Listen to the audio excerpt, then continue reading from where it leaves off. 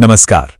चलिए आज एक ऐसे बंटवारे की बात करते हैं जो शायद किसी भी दूसरे बंटवारे से कहीं ज्यादा पुराना और गहरा है। ये एक ऐसी कहानी है जो हमें भिन्नता और असमानता के बीच का फर्क समझने में मदद करेगी। देखिए, इंसानों की ये फितरत रही है कि वो हमेशा बंटवारे करते आए हैं, कभी वर्ग के नाम पर, कभी दौलत या फिर पद के नाम पर। हमने हमेशा खुद को अलग अलग गुटों में बांटा है। लेकिन जरा सोचिए, क्या कोई ऐसा बंटवारा भी है जो इन सबसे ज्यादा बुनियादी हो? एक ऐसी दीवार जिसे गिराना शायद सबसे मुश्किल काम रहा हो।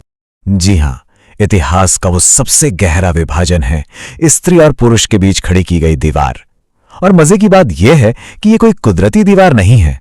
ये एक ऐसी दीवार है जिसे हजारों सालों से बनाया गया है। कानून पुरुषों ने बनाए, नियम उन्होंने ही तय किए, और ये सब कुछ इस तरह से किया गया जिससे फायदा सिर्फ उन्हीं को हो। ये शोषण का एक बहुत ही पुराना और बहुत गहरा सिस्टम है। अब इस पूरी बातचीत का सबसे जरूरी हिस्सा आता है। असल में हमारे समाज ने दो बिल्कुल अलग अलग चीजों को एक ही समझ लिया है, और सारी समस्या की जड़ यहीं पर है। पहली चीज है भिन्नता। ये तो एक सीधी साधी नेचुरल सी बात है। कोई भी दो लोग बिल्कुल एक जैसे नहीं होते। स्त्री और पुरुष भी अलग हैं, और यही भिन्नता तो हर किसी को अपनी खास पहचान देती है। और फिर आती है असमानता। ये कुदरती नहीं है, ये हम इंसानों की बनाई हुई है। ये एक ऐसा सिस्टम है जो कहता है कि एक तरह का फर्क दूसरे से बेहतर है या कम है। ये असल में ताकत का खेल है, एक अन्याय भरा फैसला है। तो इस स्लाइड पर यह फर्क कितना साफ नजर आ रहा है ना? एक तरफ है प्राकृतिक भिन्नता जो बस है, और दूसरी तरफ है इंसानों की बनाई असमानता जो एक थोपा हुआ ढांचा है। तो पहली गलती यही हुई कि भिन्नता को असमानता मान लिया गया, और इस पहली गलती को ठीक करने के लिए आज एक दूसरी गलती की जा रही है। एक ऐसा तरीका अपनाया जा रहा है जो शायद इस पूरी समस्या को और भी ज्यादा उलझा रहा है। आज समानता के नाम पर क्या हो रहा है? भिन्नताओं को मिटाने की कोशिश हो रही है। कपड़ों से लेकर भाषा तक हर चीज को एक जैसा बनाने की होड़ है। यह मान लिया गया है कि अगर सब एक जैसे दिखने लगेंगे तो शायद असमानता अपने आप खत्म हो जाएगी। लेकिन ये एक और बहुत बड़ी गलतफहमी है। भिन्नता को मिटाकर हम उन खासियतों को भी खत्म कर रहे हैं जो हर इंसान को अनोखा बनाती हैं। सच्ची समानता का मतलब एक जैसा हो जाना नहीं होता। तो इस एक तरफा सोच का नतीजा क्या निकला है? नतीजा यह है कि हमने एक ऐसी दुनिया बना ली है जिसका संतुलन ही बिगड़ा हुआ है। एक ऐसी दुनिया जो सिर्फ आधे मूल्यों पर चलती है, और इसकी हम सब एक बहुत बड़ी कीमत चुका रहे हैं। हमारी संस्कृति ने ऐतिहासिक रूप से उन गुणों को बहुत ज्यादा महत्व दिया है जिन्हें पुरुषोचित माना गया है। इसका मतलब ये बिल्कुल नहीं कि ये गुण सिर्फ पुरुषों में होते हैं, बल्कि समाज ने इन्हें ऐसे ही देखा है। यहां पर गणित और तर्क ही सब कुछ है। जिंदगी को बस समस्याओं की एक लिस्ट की तरह देखा जाता है जिन्हें हल करना है।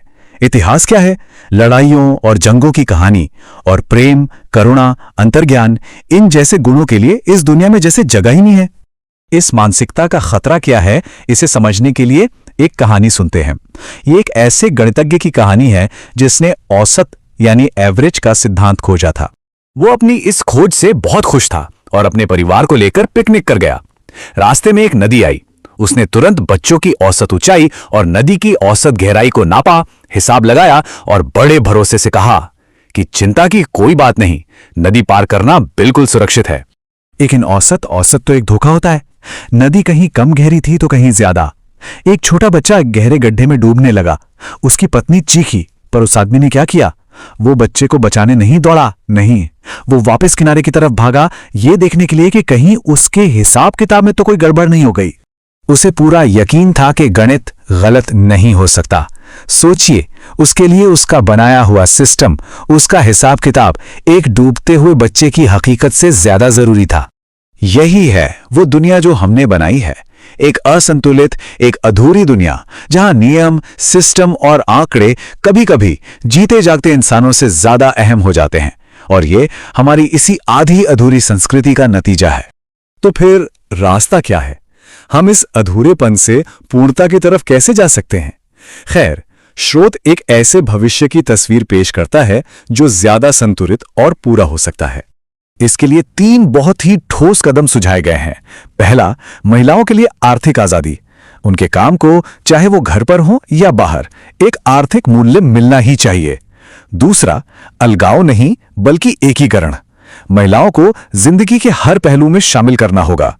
और तीसरा, जो शायद सबसे जरूरी है, हमें हर तरह की रचनात्मकता को महत्व देना होगा, सिर्फ तार्किक और वैज्ञानिक उपलब्धियों को ही नहीं।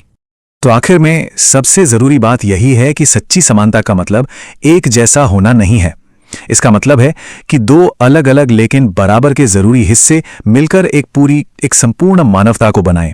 एक ऐसी सभ्यता जो दिमाग और दिल दोनों को बराबर का सम्मान दे। और ये हमें एक बहुत बड़े और विचार करने वाले सवाल पर लाकर छोड़ देता है। जरा सोचिए, अगर हम एक ऐसी दुनिया बनाएं जो बंटवारे पर नहीं बल्कि इस तरह की पूर्णता पर बनी हो, तो वो दुनिया असल में दिखेगी कैसी?